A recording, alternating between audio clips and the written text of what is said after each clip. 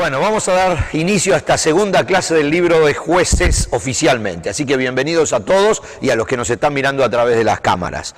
Como habíamos visto en la clase anterior, la etapa de los jueces es una etapa crítica, muy importante en la historia del pueblo de Israel. Es un eslabón clave en el resto de la cadena que tenemos que seguir estudiando, porque es el eslabón que une toda la historia de Moisés y Josué, toda la salida de Egipto, todo el cruce por el desierto, que es fundamental para todo en la historia del pueblo de Israel. De hecho, hasta el día de hoy tiene que ver con esa vida en el desierto y con esa enseñanza que Dios les dio mientras que ellos caminaban por el desierto. Recién decía Juan en su oración, como la vasija de barro, ¿no?, que el alfarero va formando, así Dios iba formando al pueblo de Israel desde que salió de Egipto para llegar a ese pueblo que Dios quería y que hasta hoy sigue formando, de hecho.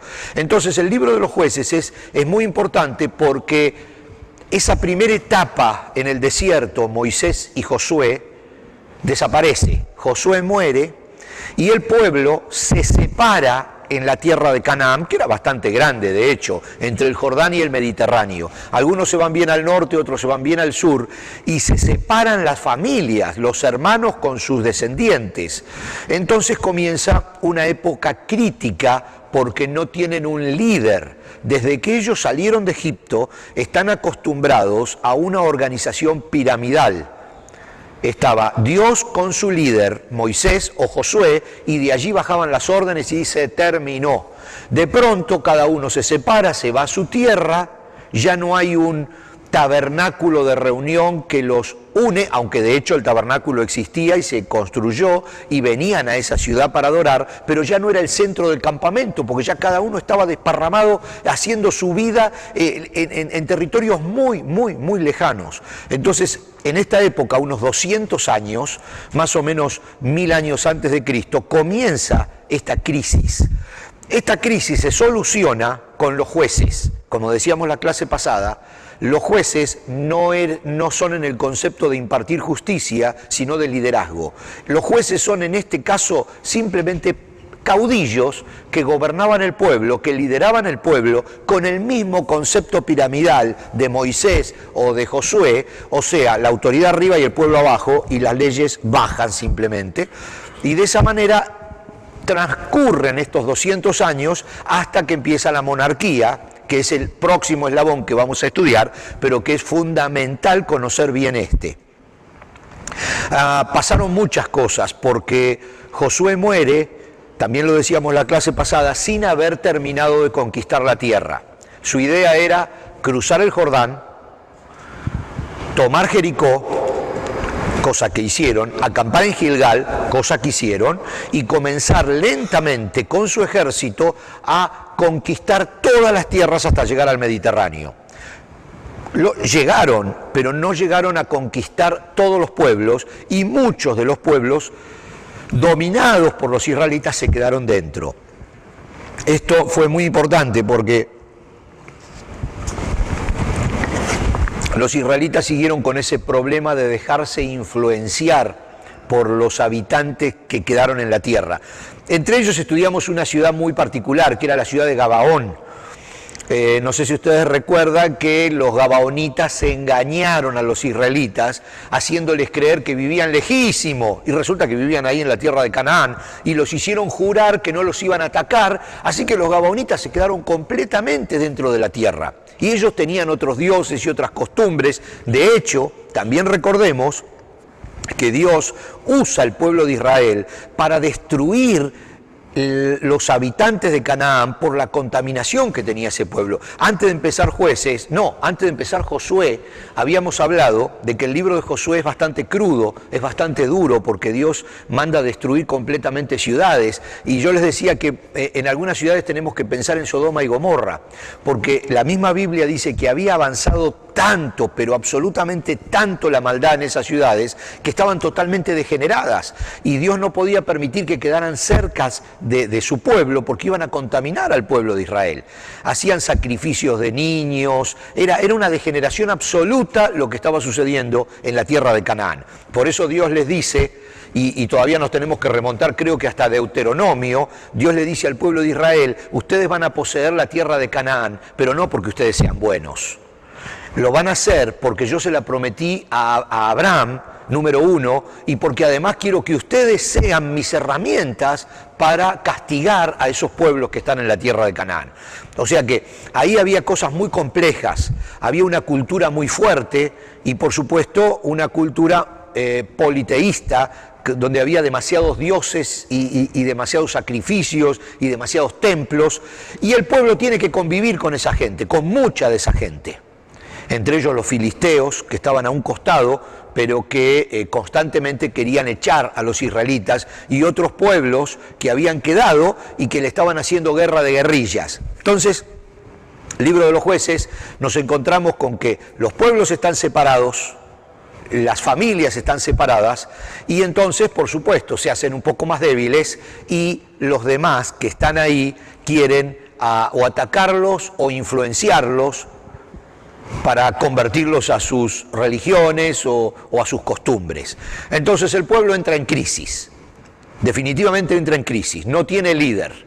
Comenzaron, y ahora vamos a ver algo, intentaron empezar a aliarse entre las familias. Fíjense esto que vamos a leer, acá tenemos un pequeño mapita que es difícil de ver, pero podemos ver que tribus como la de Neftalí están bien al norte, y tribus como la de Simeón y Judá están bien al sur, incluso Rubén, Gad, Manasés se quedaron al otro lado del Jordán. Entonces la tierra prometida era solo esta franja, pero ahora había en esta franja pueblo de Israel y de este lado también pueblo de Israel. Entonces tenemos que las tierras están en el centro, más o menos está Jerusalén, pero tenemos que están muy divididos. Entonces, ¿qué pasó? Leemos en Jueces 1:3, entonces los hombres de Judá les dijeron a sus parientes de la tribu de Simeón, todo este sector, desde aquí hasta abajo, era la tribu de Judá, y en el centro del territorio de Judá, este aro que está aquí, este redondel que está aquí, era la tierra de Simeón. O sea que la tierra de Simeón estaba totalmente rodeada por la tierra de Judá. Dentro de lo que sería el territorio de Judá, estaba el territorio de Simeón. O sea, estaban juntos. Entonces aprovecharon eso, que estaban juntos, y dice que los hombres de Judá les dijeron a sus parientes de la tribu de Simeón, vengan con nosotros a luchar contra los cananeos que viven en el territorio que se nos asignó, o sea, el sur. Los cananeos estaban aquí. Los cananeos estaban en todos lados, porque esta era la tierra de Canaán. Pero bueno, después dice, nosotros los ayudaremos a ustedes a conquistar sus territorios. Así que los hombres de Simeón fueron con los de Judá. Ellos intentaron de alguna manera, los que estaban más cerca, las familias que habían quedado más cerca, comenzar a aliarse contra sus enemigos en común. Pero esto dio resultados muy parciales. Entonces, allí es donde empieza realmente la época de estos líderes, de estos jueces. Hoy vamos a tratar de ver al menos 3 de estos jueces. Ahora, estábamos hablando de que era una etapa más o menos de 200 años. Estoy hablando rápido porque hoy tenemos mucho para leer y si no, se nos va a ir el tiempo.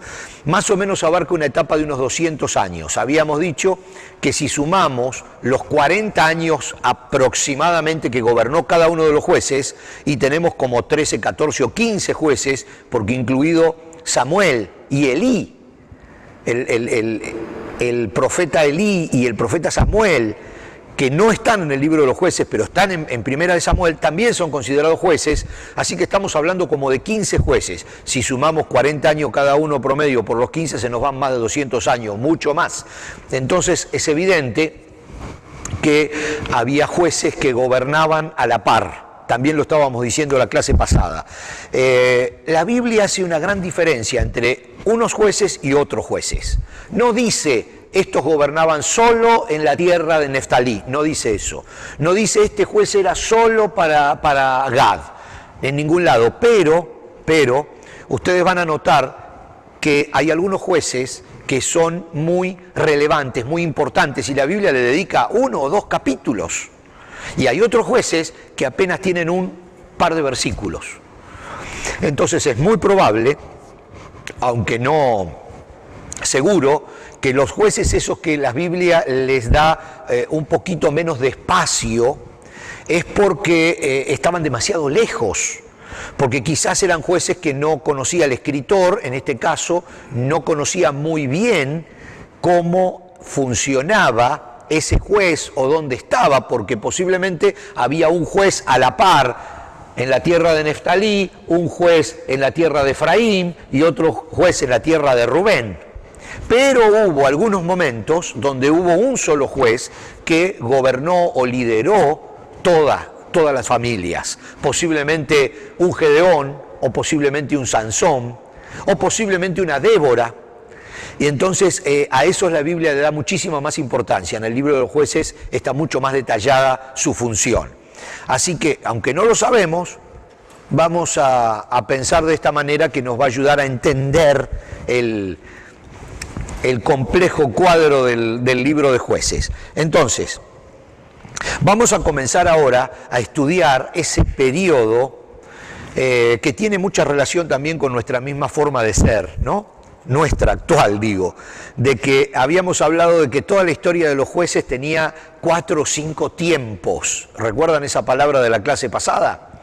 Decíamos que el pueblo de Israel entraba en crisis. Ahora, de hecho, estamos hablando, se muere Josué, hay crisis. Entonces, buscan a Dios, Dios les envía un líder, un caudillo, un juez, y comienza una etapa de paz bajo este juez, que por supuesto se defiende de sus enemigos. La guerra es constante. La guerra es constante. La Biblia habla de y descansa la tierra de la guerra durante algunos años, pero después continúa, porque los pueblos que se habían quedado ahí, que no fueron totalmente expulsados, constantemente estaban haciendo guerra de guerrillas. Entonces tenemos que esa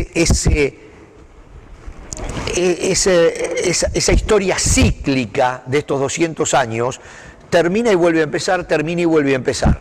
Dios mira con misericordia al pueblo que está perdido, le manda un líder, ese líder gobierna durante un tiempo, luego ese líder se muere, empieza el caos nuevamente. El caos significa que el pueblo comienza a apartarse y comienza otra vez a olvidarse de Dios.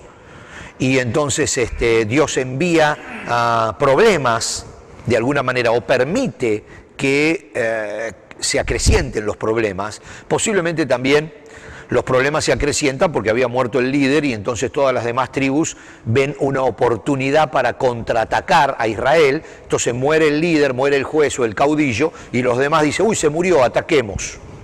Entonces ahí otra vez el pueblo reacciona y otra vez le pide a Dios que le envíe un nuevo caudillo y otra vez Dios tiene misericordia y otra vez le envía un nuevo caudillo. Y así constantemente.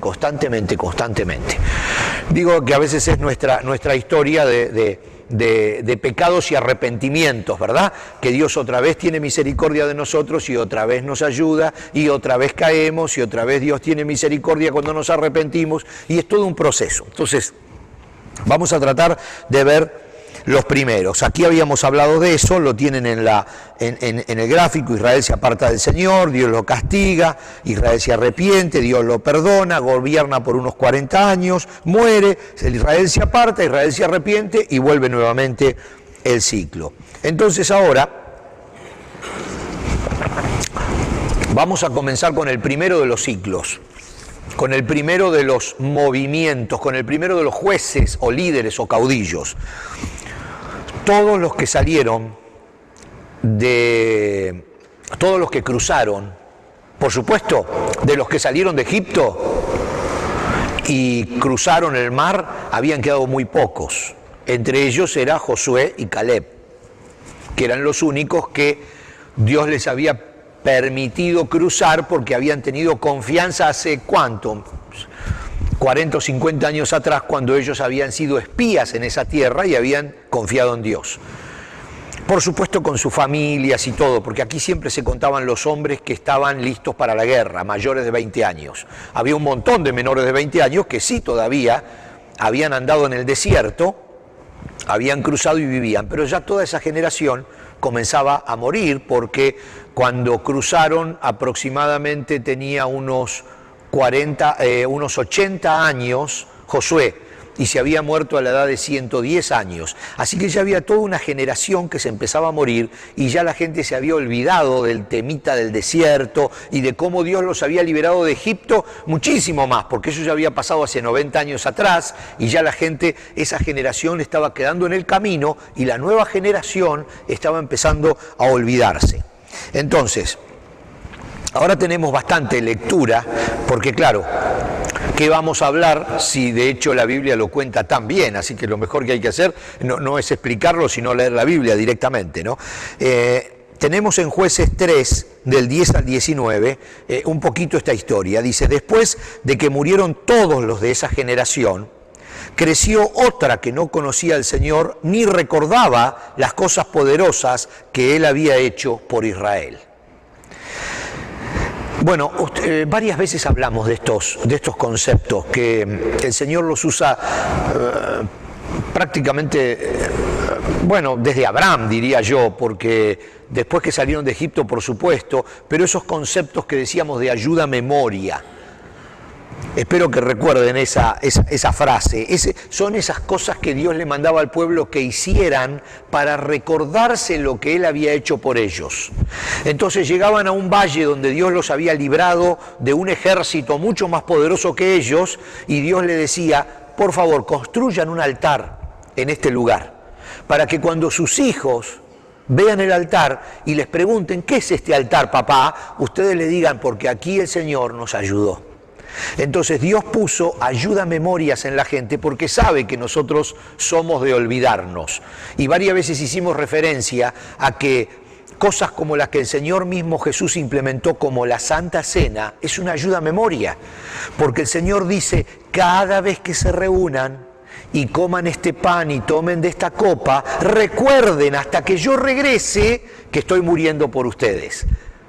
Y de esta manera, dice, ustedes mantendrán viva esta vivencia. Entonces, esto es lo mismo.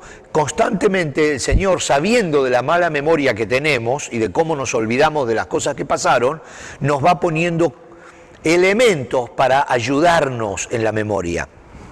Uno de los problemas, se habían olvidado.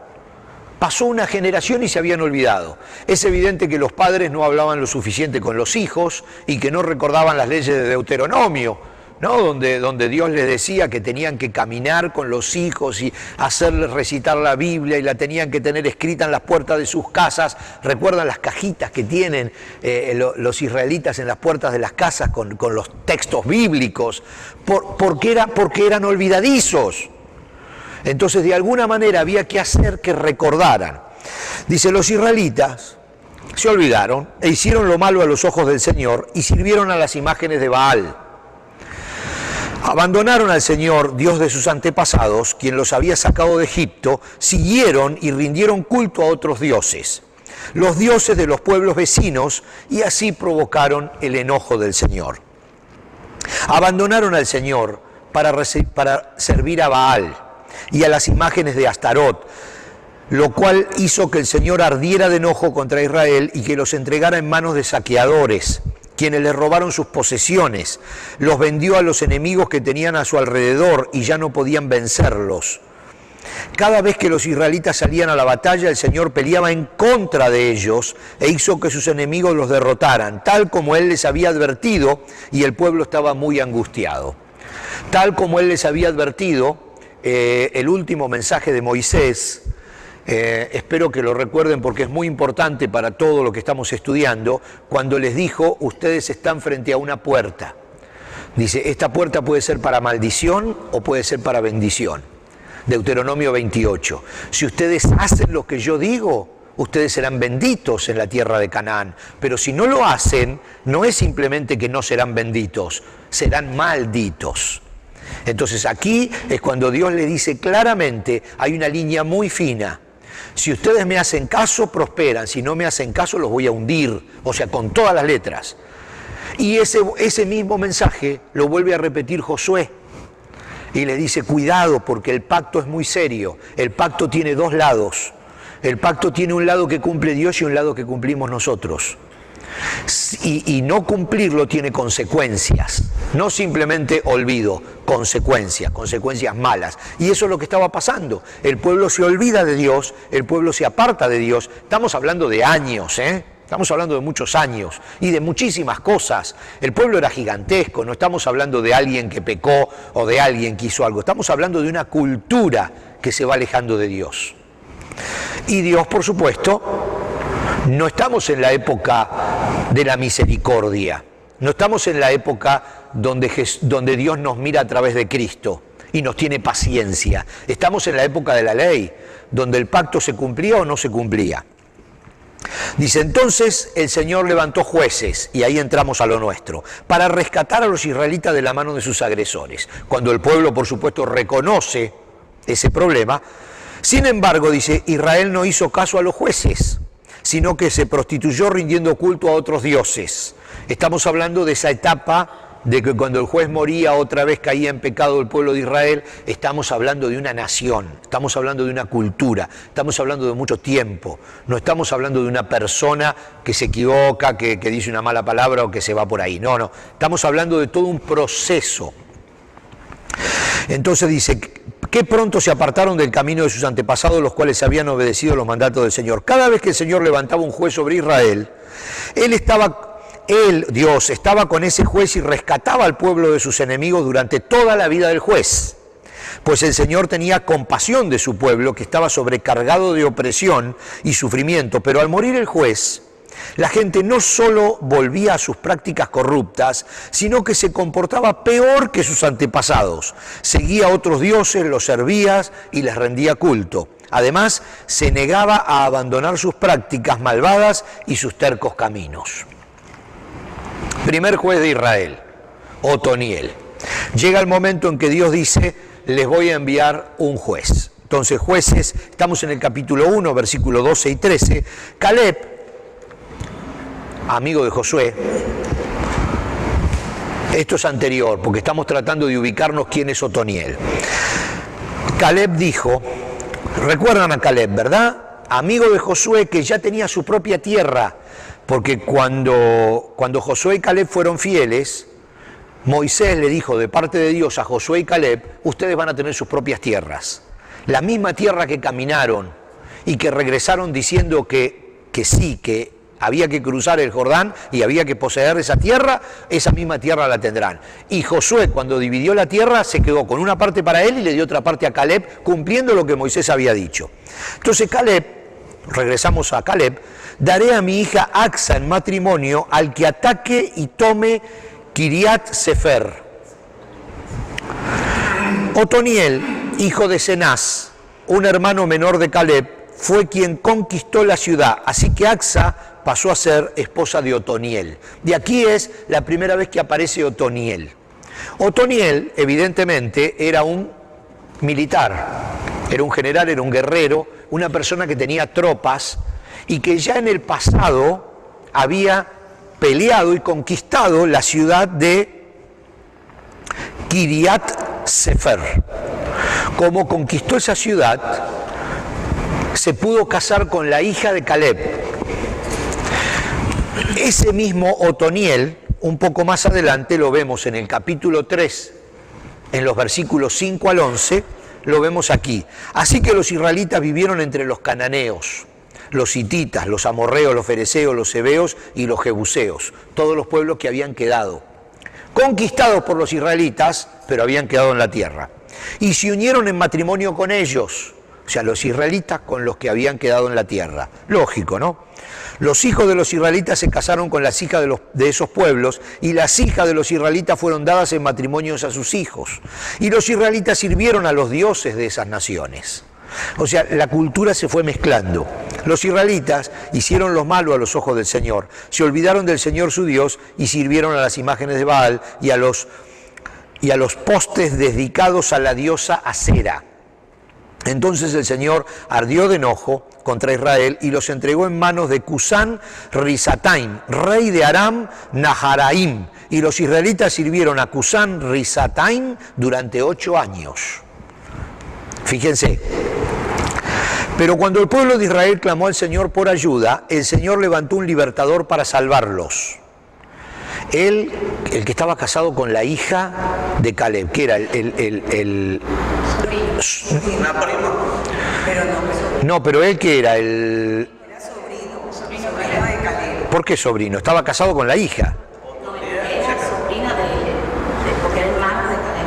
Claro, era el tío era Bueno, eran familiares. Hijo del hermano menor de Caleb. Definitivamente eran familiares. Bueno, entonces dice, el Señor levantó a un libertador para salvarlos. Se llamaba Otoniel, hijo de Cenaz, un hermano menor de Caleb. Correcto. El Espíritu del Señor vino sobre él, sobre Otoniel, y comenzó a ser juez de Israel. Entró en guerra contra Cusán Rizatim, rey de Aram, y el Señor le dio la victoria sobre él, y hubo paz en la tierra durante 40 años. Y dice la Biblia, luego murió Otoniel, hijo de Cenaz. Entonces, el primer juez, es un guerrero, es un juez libertador, que surge por la opresión que otro rey estaba causando sobre los israelitas. Y luego saltamos al segundo juez, Ahod, segundo juez de Israel. Dice Jueces, de nuevo los israelitas hicieron lo malo a los ojos del Señor. Esto lo vamos a ver con cada juez. Hoy vamos a ver estos dos. Dice, de nuevo los israelitas hicieron lo malo a los ojos del Señor, y por la maldad de ellos, el Señor le dio dominio sobre Israel al rey Eglón. Esto es interesante. Dice, de Moab. ¿Se acuerdan Moab? Ya los israelitas habían luchado varias veces contra Moab. Eglón se alió con los amonitas y los amalecitas y salió a pelear. Derrotó a Israel y tomó posesión de Jericó. O sea, los israelitas perdieron Jericó, la primera ciudad que habían conquistado a las órdenes de Josué, las que Dios había tirado los muros, la perdieron. Entonces los israelitas sirvieron a Eglón, rey de Moab, durante 18 años. Sin embargo, cuando el pueblo de Israel clamó al Señor por ayuda, el Señor nuevamente levantó a un libertador para salvarlos. Se llamaba Ahod, hijo de Gera, quien era un hombre zurdo de la tribu de Benjamín. Los israelitas enviaron a Ahod a entregar el dinero del tributo del rey Eglón. Esto es una historia bien fuerte que tiene la Biblia. Los israelitas enviaron a Ahod a entregar el dinero del tributo del rey a Eglón, porque había que tributar, había que pagar impuestos. Así que Ahod hizo una daga de 2 filos de unos 30 centímetros de largo, la ató a su muslo derecho y la escondió debajo de la ropa. Luego se llevó el dinero del tributo a Eglón, quien era muy gordo. Después de entregar el pago, Ahod emprendió el regreso junto con los que había ayudado a llevar el tributo. Fueron, entregaron los pagos y salieron del palacio de este rey. Pero cuando Ahod llegó a donde estaban los ídolos de piedra, cerca de Gilgal, ¿recuerdan Gilgal? Es el primer lugar donde acamparon el pueblo de Israel antes de tomar Jericó. Entonces dice, cerca de Gilgal, se regresó. Dice, se presentó ante el rey Eglón y le dijo, tengo un mensaje secreto para usted. Entonces el rey les ordenó a su sirviente que se callaran y que todos salieran de la habitación. Terrible error. Así que Ahod se acercó a Eglón, quien estaba sentado en una habitación fresca de la planta alta, y le dijo, tengo un mensaje de Dios para usted. Cuando el rey Eglón se levantó de su asiento, Ahod sacó con la mano izquierda la daga que tenía atada al muslo derecho y se la clavó al rey en el vientre. La daga entró tan profundo que la empuñadura se hundió bajo la gordura del rey. Así que Ahod no sacó la daga. Entonces Ahod cerró las puertas de la habitación, le puso llave y escapó por la letrina. Ahod ya se había ido cuando los sirvientes del rey regresaron y encontraron cerradas las puertas de la habitación de la planta alta. Pensaron que tal vez el rey estaba usando la letrina dentro del cuarto, así que esperaron. Pero al ver que el rey tardaba mucho en salir, se preocuparon y buscaron una llave. Cuando abrieron las puertas, encontraron a su amo muerto en el suelo. Mientras los sirvientes esperaban, Ahod escapó y pasó por los ídolos de piedra rumbo a Seirat. Cuando llegó a la zona montañosa de Efraín, llamó a tomar las armas, después encabezó un grupo de israelitas colina abajo. Síganme, les dijo, porque el Señor les ha dado la victoria sobre Moab, su enemigo. Así que los israelitas lo siguieron y tomaron control de los vados del río Jordán, que cruzan hacia Moab, y no dejaron que nadie pasara. Atacaron a los moabitas y mataron a unos 10.000 de sus guerreros, más fuertes y robustos. No escapó ni uno solo de ellos. Así que Israel conquistó a Moab en aquel día y hubo paz en la tierra durante 80 años. Entonces acá tenemos la historia, después vamos a ir hasta el tercer juez, pero aquí tenemos la historia de este segundo juez. Hasta ahora los jueces son guerreros. Más adelante vamos a ver que también hay otro tipo de jueces, porque vamos a tener a una profetisa como juez y vamos a tener a un campesino como Gedeón y vamos a tener a un muchacho algo robusto pero de poco cerebro como Sansón. O sea, vamos a tener distintos tipos, pero por ahora estos dos primeros, porque ya se nos terminó el tiempo de la clase de hoy, estos dos primeros eran guerreros que reaccionan por la presión que los enemigos hacen sobre Israel. Y entonces Dios los bendice y ellos con sus ejércitos contraatacan y vuelven a tomar la tierra. Y en este caso no habla de 40 años, normalmente son 40 años con cada juez. Aquí habla de 80 años de paz. La tierra descansó 80 años donde hubo paz bajo el liderazgo de este juez. Desaparecen en el resto de la Biblia, sacando por supuesto los más importantes que vamos a ver, como Samuel, que tiene mucho que ver en el enganche con el nuevo eslabón. Samuel podríamos decir que va a ser el último de los jueces que vamos a estudiar, y Samuel es el que unge al nuevo rey de Israel, que es David. Por supuesto hay uno anterior que es Saúl, pero Samuel tiene mucho que ver con el reinado de Saúl y con el reinado de David. Entonces Samuel es el juez que luego va a enganchar los dos eslabones. Pero nos faltan todavía unos cuantos. Así que hoy vamos a dejar con este, y la clase que viene vamos a seguir con Samgar. Samgar, el tercer juez de Israel, que también era un guerrero y que tiene la particularidad que él, con algunos ayudantes, matan, dice, como a 600 filisteos, solamente con un palo largo que se usaba para pinchar a los bueyes para que caminaran. No estamos hablando de él solo, aunque la Biblia no habla de su grupo, pero evidentemente él lideraba un pequeño grupo comando, ¿no? Así que bueno, la próxima clase vamos a seguir con este Samgar, tercer juez de Israel, y vamos a tratar de acelerar y vamos a tratar de detenernos en esos, al menos esos tres que consideramos más importantes, que pueden ser Débora, Sansón y, les dije recién, el tercero, Gedeón. Así que entonces los animo a que sigamos con esta clase. Nos vemos la próxima.